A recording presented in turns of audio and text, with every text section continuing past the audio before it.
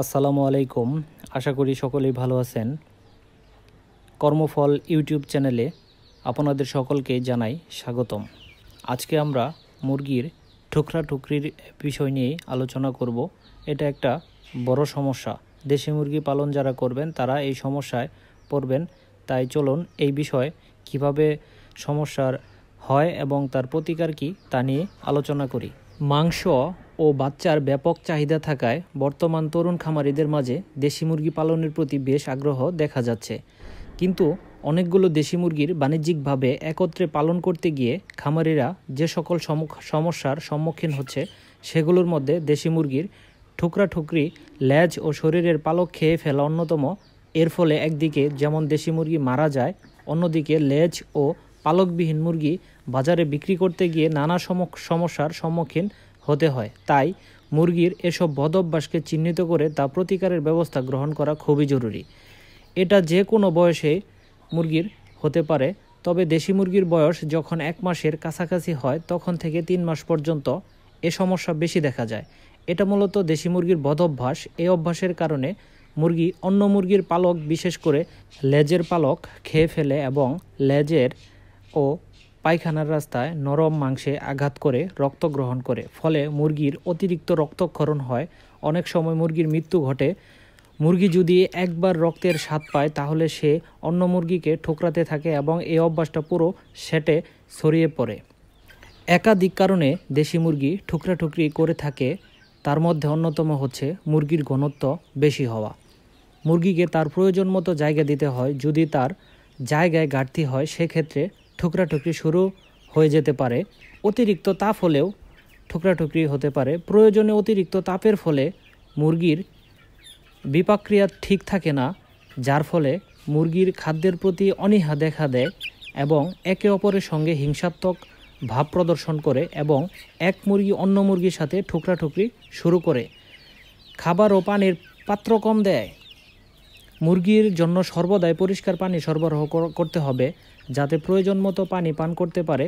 খাবার ও পানির পাত্রের অভাব হলে মুরগির মধ্যে হিংসাত্মক ভাব প্রকাশ পায়, প্রতিযোগিতার মাধ্যমে পানি ও খাদ্য গ্রহণ করে এবং মুরগির মধ্যে ঠুকরির প্রভাব বেড়ে যায়। অতিরিক্ত দানাদার খাবার দেওয়ার ফলে তাদের ঠুকরানোর স্বভাবটা বেড়ে যায়। তাই পাশাপাশি গুঁড়া খাবারও খাওয়াতে হবে এবং ঘাস, লতাপাতা ইত্যাদি দিতে হবে। যদি আপনি মুরগিকে সঠিকভাবে চিকিৎসা না করান, চিকিৎসার অভাব হলেও দেশি মুরগিগুলো ঠুকরি করতে পারে। যেমন মুরগি কোনোভাবে আঘাতপ্রাপ্ত হলে সাথে সাথে আলাদা করে চিকিৎসা করতে হবে। সময় মতো চিকিৎসা না করলে অন্য মুরগি আক্রান্ত মুরগিকে ঠুকরানো শুরু করে, ফলে রক্তের স্বাদ পায় এবং ঠুকরানোর প্রবণতা বেড়ে যায়। উকুন বা অন্য পরজীবী আক্রমণ করলে মুরগি আক্রমিত জায়গায় নিজের ঠোঁট দিয়ে সে ঠুকরাতে থাকে। মুরগি অস্বস্তি বোধ করে, ফলে নিজের পালক উঠাতে থাকে। অনেক সময় সেখান থেকেও রক্ত বের হয়। তো রক্ত সেই ক্ষতস্থান থেকে অন্য মুরগি যখন রক্তর স্বাদটা পায় তখন সেই জায়গায় আরও ক্ষত করার চেষ্টা করে। আবারও বলছি, যদি কোনো মুরগি রক্তের স্বাদ পায় সে অন্য সুস্থ মুরগিকেও আক্রমণ করে সেই রক্তের স্বাদটা গ্রহণ করতে চেষ্টা করে। মুরগিকে তার প্রয়োজনীয় খাবার সময় মতো দিতে হয়। দীর্ঘক্ষণ খাবার ছাড়া থাকলে মুরগির খাবারের তাগিদে নিজেদের মধ্যে মারামারি শুরু করে, ঠুকরি করে। মুরগির ঘরে প্রয়োজন মতো আলো রাখতে হবে। এর চেয়ে মাত্রা বেশি হলে মুরগির রেস্ট নিতে সমস্যা হয়, ফলে ঠুকরি শুরু করে। খনিজ লবণের অভাবেও মুরগির ঠুকরি বৃদ্ধি পায়। মুরগির ঠুকরি বন্ধ করতে যে সকল বিষয়গুলোর দিকে নজর দিতে হবে তা হলো, মুরগিকে তার প্রয়োজন মতো সব পুষ্টি উপাদানের উপস্থিত ঠিক রেখে খাদ্য দিতে হবে। সুষম খাদ্যের কোনো ঘাটতি যেন না থাকে লক্ষ্য রাখতে হবে। ভিটামিন ও মিনারেল এর উপর সুনজর রাখতে হবে। মুরগির সংখ্যা অনুযায়ী পর্যাপ্ত সংখ্যক পাত্র পরিষ্কার ও বিশুদ্ধ খাবার পানি সরবরাহ করতে হবে। খাবারের জায়গায় সবসময় পরিষ্কার রাখা ব্যবস্থা করতে হবে। মুরগির বয়স অনুযায়ী খাবার নির্ধারণ করতে হবে। মুরগিকে তার পর্যাপ্ত জায়গা দিতে হবে। বেশি মুরগি একসঙ্গে গাদাগাদি করে যেন না থাকে সেদিকে নজর রাখতে হবে। পর্যাপ্ত আলো বাতাসের ব্যবস্থা করতে হবে। শেডের আলো সব জায়গায় যেন সমানভাবে থাকে সেদিকেও দৃষ্টি রাখতে হবে।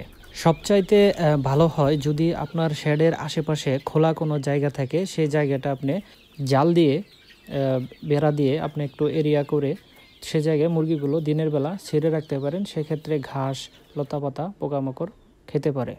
এতে করে তারা ঠুকরাঠুকরি করার সময় কম পাবে, খাওয়ার সময় তাদের বেশি লাগবে। ঠুকরাঠুকরির কারণ চিহ্নিত করতে না পারলে সঠিকভাবে চিকিৎসা করা মুশকিল। খনিজ লবণের অভাবের ফলেও ঠুকরাঠুকরি করে, তাই প্রতি লিটার পানিতে 5 গ্রাম খাওয়ার লবণ দেয়া যেতে পারে এবং মুরগির খাদ্য নিজে তৈরি করলে 100 কেজি খাবারের সাথে 2 কেজি লবণ মিক্স করতে হবে। মুরগির রক্তশূন্যতার জন্য ফেরোভেট দিতে পারেন। প্রোটিন ও মিনারেলের অভাব দূর করতে প্রোটিন দেয়া যায়। জিঙ্ক ও ক্যালসিয়ামের অভাব পূরণের জন্য জিঙ্ক সালফেট ও ক্যালপ্যাক্স দেয়া যেতে পারে। এসব ঔষধ ব্যবহার করলে সাময়িকভাবে মুরগির ঠুকরাঠুকরি বন্ধ করা যায়। তবে স্থায়ী সমাধানের জন্য আপনার মুরগির বয়স যখন 21 দিন বা 20 দিন বা 22 দিন তখন ঠোঁট ছ্যাঁকা দেওয়া উচিত। তারপর যদি মনে করেন আপনার মুরগির বয়স 2 মাস বা আরও অধিক হয়ে গেছে, তারা ঠুকরাঠুকরি করছে, তখন আবারও পুনরায় ছ্যাঁকা দিয়ে দিবেন। তো এই ছ্যাঁকা কি দিয়ে দিবেন? ঠোঁট কাটার যন্ত্র এত টাকা দিয়ে কিনাও আপনার পক্ষে সম্ভব না, ভাড়া নেওয়া আপনার পক্ষে সম্ভব না। তাই আমি বলবো আপনি 200 টাকা বা 150 টাকার সোল্ডারিং আয়রন বা আমরা তাতাল হিসেবে যা চিনি তা আপনি ব্যবহার করতে পারেন। যদি আপনারা মনে করেন তাহলে সেরকম ভিডিও আমি আপনাদের দিতে পারি। তো আপনারা সোল্ডারিং আয়রনটা যখন কারেন্টের লাইনে লাগাবেন তখন দেখবেন ঘরটা অন্ধকার করবেন, তাতে মুরগি ধরতে সুবিধা হবে। দেখবেন পুরো রাউন্ডটাই লাল হয়ে গেছে। তো ওই লাল অংশে মুরগিটা ভালোভাবে চেপে ধরে উপরের যে নিচের ঠোঁটের উপরের ঠোঁটটা যে বাড়তি অংশটুক সেইটুক পুরবেন। খেয়াল রাখতে হবে যেন মুরগির জিহ্বা কোনোভাবেই সেই গরম জায়গায় ছ্যাঁকা না লাগে। যদি গরম জায়গা আপনার ওই মুরগির জিহ্বাটা পুড়ে যায়, সেক্ষেত্রে মুরগি মারা যাওয়ার সম্ভাবনা থাকে। তাই খুব সতর্কতার সাথে আপনি মুরগির ঠোঁট দুইটা ভালোভাবে চেপে ধরে ছ্যাঁকা দিবেন। এতে করে আপনার ঠুকরাঠুকরির স্থায়ী সমাধান আশা করি পাবেন ইনশাআল্লাহ। এরকম আরও গুরুত্বপূর্ণ ভিডিও পেতে কর্মফল ইউটিউব চ্যানেলটি সাবস্ক্রাইব করে পাশেই থাকুন। ধন্যবাদ। আসসালামু আলাইকুম।